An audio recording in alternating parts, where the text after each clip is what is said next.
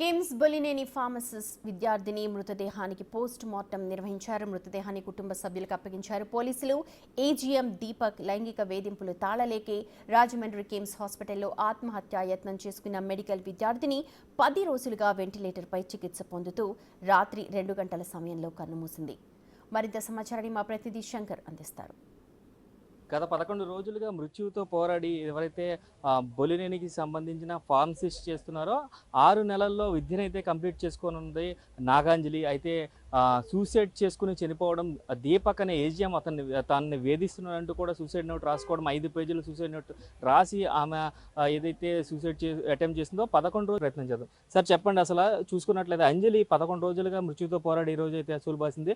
అయితే చూసుకున్నట్లయితే ఏదైతే ఏజీఎం ఉన్నారో ఆ ఏజీఎం తనని లైంగికంగా వేసినట్టు కూడా ఆరోపణ చేశారు. అసలు ఎలా చూస్తారు సార్ దీన్ని? అంటే ఒక గురువు స్థానంలో అతను నేర్పించాల్సింది ఏంటి, అసలు చేసింది ఏంటి అనే దాన్ని ఎలా చూస్తారు?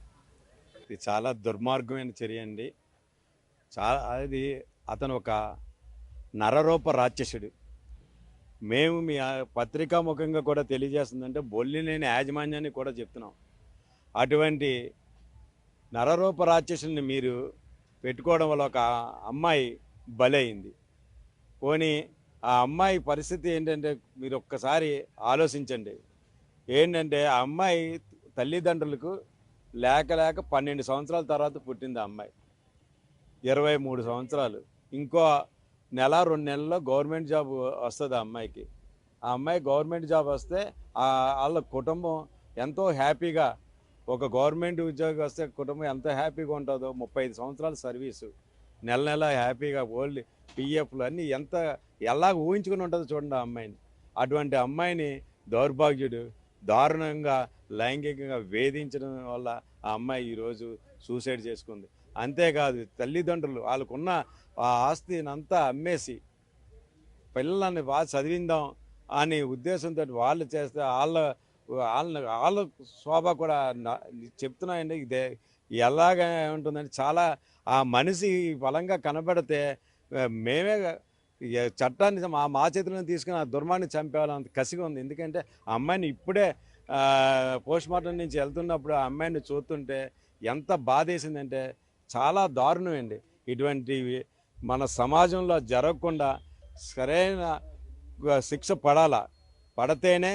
ఎందువల్లంటే మేము కూడా గవర్నమెంట్ అన్ని విధాలా కూడా ఏదంటే పోలీసు వారు కూడా జస్ట్ 48 అవర్స్లో ఆయన పట్టుకోవడం, వాడి మీద ఎఫ్ఐఆర్లు చేయడం, అంతేకాకుండా వాడిని రిమాండ్కి పంపించేసి కస్టడీ కూడా కోరడం కూడా జరిగింది.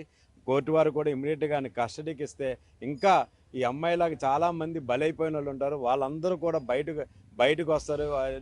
ఆ దుర్మార్గుని మాత్రం కఠినమైన శిక్ష పెట్టాలా. అదేవిధంగా మా ఏదైతే ఉందో మా తరపున ఏంటంటే ఈ విషయాలన్నీ తెలియజేయడం జరిగింది. పవన్ కళ్యాణ్ గారు కానీ చంద్రబాబు నాయుడు గారు కానీ అందరూ కూడా చాలా దిగ్భ్రాంతి చెంది ఆ కుటుంబానికి న్యాయం చేయాలని వాళ్ళు చేస్తున్నారు. అదేవిధంగా మా లోకల్ ఎమ్మెల్యే కూడా మంచి సపోర్ట్గానే చేశారు.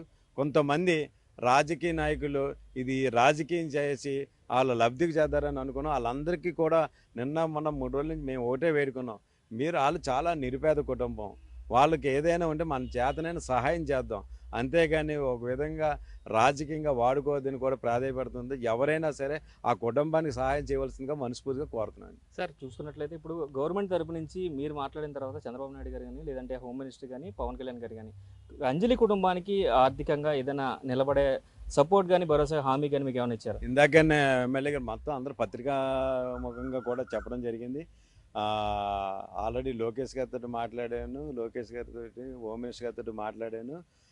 కాంపెన్సేషన్ చేద్దాం, అది కూడా హోమ్ మినిస్టర్ గారిని వాళ్ళ ఇంటికి తీసుకెళ్ళి ఆ చెక్ ఇద్దామని కూడా అందరి ఎదురుగా కూడా మొన్న ఇందాక ప్రెస్ మీట్లో కూడా ఆయన చెప్పడం జరిగిందండి.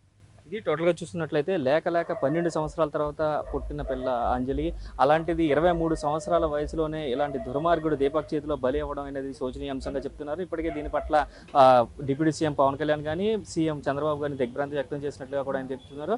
అయితే హోమ్ మినిస్టర్ అనిత కూడా దీనిపై స్పందించారు. త్వరితగతినే విచారణ కంప్లీట్ చేసి ఎవరైతే ఆ నిందితుడు దీపక్ ఉన్నాడో దీపక్కి పూర్తి స్థాయిలో శిక్ష పడే విధంగా కూటమి ప్రభుత్వం అన్ని చర్యలు తీసుకుంటున్నందుకు కూడా అనుశ్రీ చెప్తున్న పరిస్థితి ఇక్కడ కనిపిస్తున్నాయి. కెమెరామెన్ రవితో శంకర్, బిగ్ టీవీ.